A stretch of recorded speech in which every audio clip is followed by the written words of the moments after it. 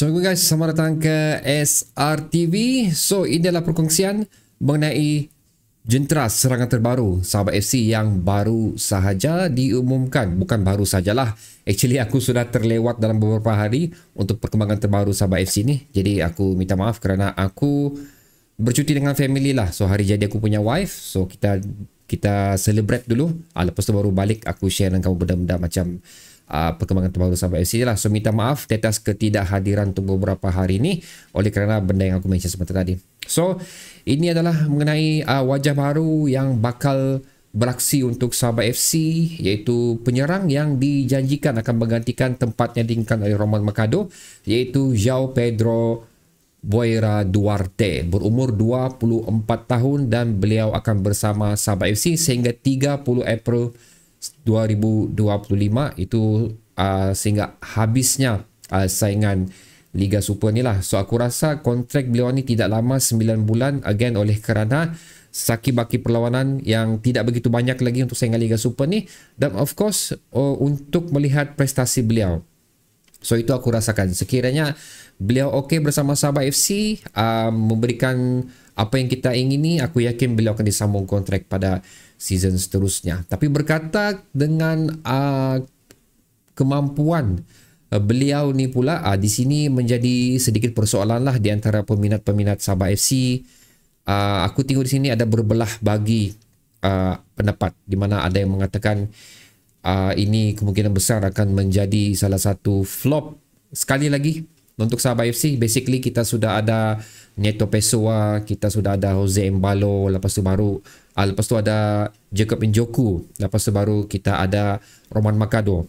So kita melalui 3 individu yang pemain import yang dikatakan mampu untuk memberikan gol untuk Sabah FC, tapi 3 individu ni gagal sehingga hadirnya Roman Mercado, dan selepas itu Roman Mercado pula mengundurkan diri meninggalkan Sabah FC, dan ianya telah memberi impact yang cukup besar di Sabah FC lah, especially di bahagian serangan, di mana dikenakan lagi pemain-pemain utama kita iaitu Darren Lock pun mengalami kecederaan. Makin parah lah situasi kita, dan statement dikeluarkan oleh Sabah FC yang menjanjikan akan menggantikan tempat kekosongan tersebut. Dan sekali lagi, inilah individu yang telah menarik perhatian Sabah FC.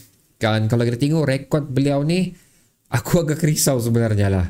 Dia seolah-olah sama apa yang dimiliki oleh Neto Pessoa, lebih kurang macam tu. Walaupun umur mereka cukup berbeza, itu 24 untuk João Pedro ni, manakala Neto Pessoa 30, 31 kalau aku tak silap sekarang. Menunjukkan di sini macam anda cakap lah, ada yang mengatakan tidak suka João Pedro ni oleh kerana statistik beliau tidak cukup meyakinkan.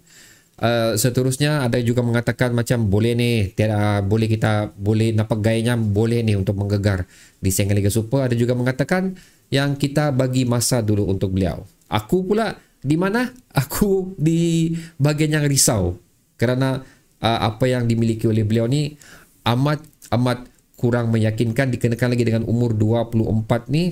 24 ni kalau basically untuk saingan bola sebenarnya belum mencapai tahap kematangan dari segi permainan lah. Dia lebih kurang dalam 26, 27 macam tu, baru dia berada di peak dia, lebih kurang macam tu. So adakah João Pedro ni berumur 24 ni telah berada di tempat yang sepatutnya beliau miliki selaku penjaring utama?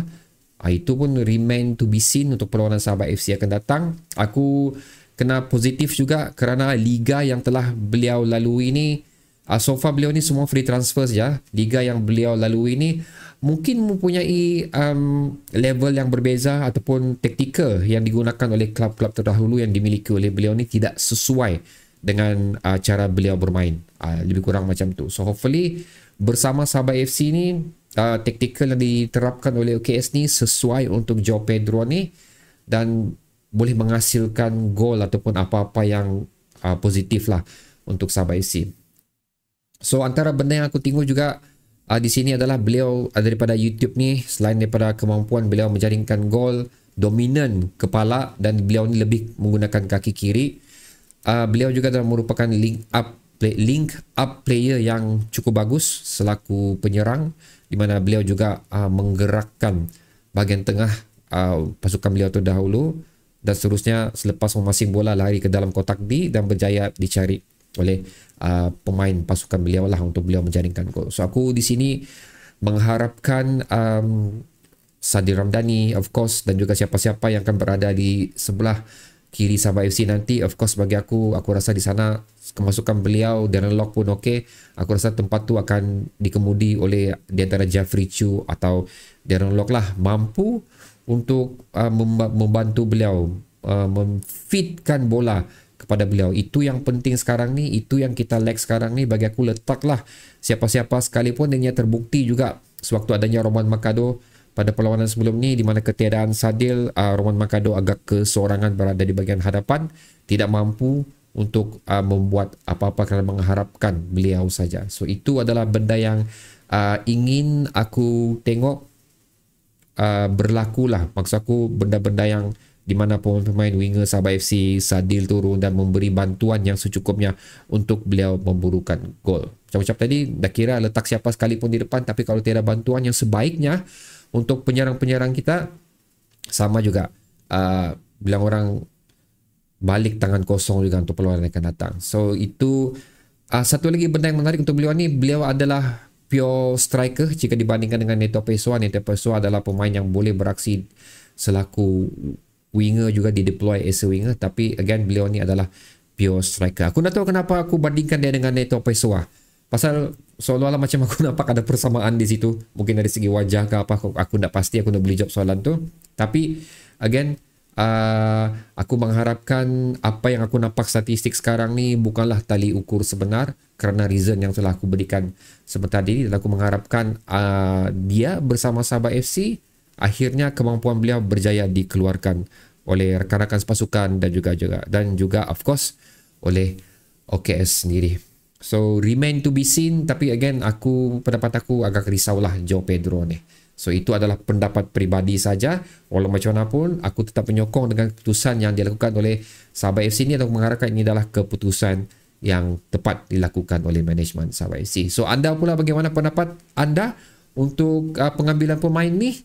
Sila tekannya di ruang komentar di bawah. Bertemu lagi di video akan datang guys. Assalamualaikum.